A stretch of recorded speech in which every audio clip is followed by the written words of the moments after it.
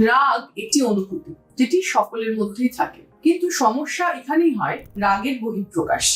এমন অনেকে আছেন যারা রেগে গিয়ে জিনিসপত্র ভাঙচুর করেন, বাজে কথা বলে ফেলেন, নিজেকে আঘাত করেন, খুব জোরে চিৎকার করেন এবং সেই জায়গার পরিবেশ একদম বদল হয়ে যায়। এবং এই রাগের জন্য কিন্তু অন্যান্য অনেক সম্পর্ক ভেঙে চুরে শেষ হয়ে যায়। আজকে এই ভিডিওতে আমরা বলবো যে কেন এরকম হয়, শরীরের কোন জায়গাটা অ্যাক্টিভ হলে এই অবস্থার সৃষ্টি হয় এবং কিভাবে নিজের রাগকে কন্ট্রোল করবেন। এই পুরো ভিডিওটি সম্পূর্ণভাবে দেখুন, স্কিপ না করে, তাহলে জানতে পারবেন নিজের রাগের বন্ধু কি করে আপনি হবেন, যাতে রাগকে আপনি আপনার নিয়ন্ত্রণে আনতে পারেন, রাগ যেন আপনাকে নিয়ন্ত্রণ না করে। আমাদের মস্তিষ্কে লিম্বিক সিস্টেম বলে একটি অংশ আছে, যেটি আমাদের তৎক্ষণাৎ রিয়াকশন করতে সাহায্য করে। আপনি রেগে গেলেন, আপনি একটা বাজে কথা বলে ফেললেন, আপনি রেগে গেলেন, আপনার সামনে কোনো একটি জিনিস রয়েছে সেটাকে ছুঁড়ে ফেলে দিলেন। এটি তৎক্ষণাৎ একটি কাজ করা বা তৎক্ষণাৎ রিয়াকশন, ইমিডিয়েট রিয়াকশন।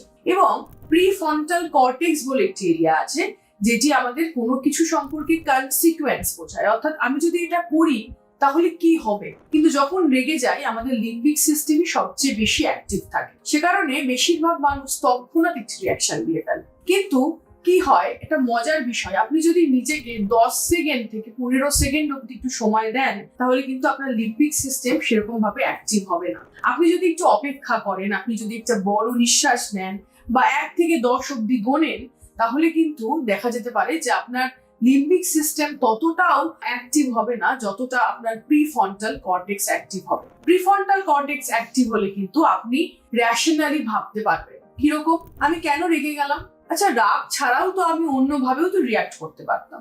অর্থাৎ এই জায়গাটা কিন্তু আমাদের প্রথমেই দেয় ডিলেইং, অর্থাৎ অপেক্ষা করা, কিছুটা সময় পজ নেওয়া।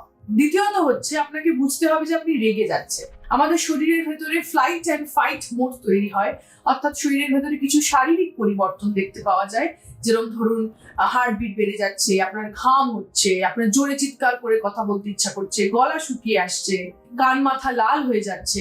আপনি বুঝবেন আপনার শরীরের যে তন্ত্র সেখান থেকে কিন্তু তারা অ্যাক্টিভ হচ্ছে এবং সিম্প্যাথেটিক এবং প্যারাসিম্প্যাথেটিক নার্ভাস সিস্টেম অ্যাক্টিভ হয়ে যাওয়ার দরুন আপনার শরীর আপনাকে অ্যালার্ম দিচ্ছে আপনি রেগে গেছেন।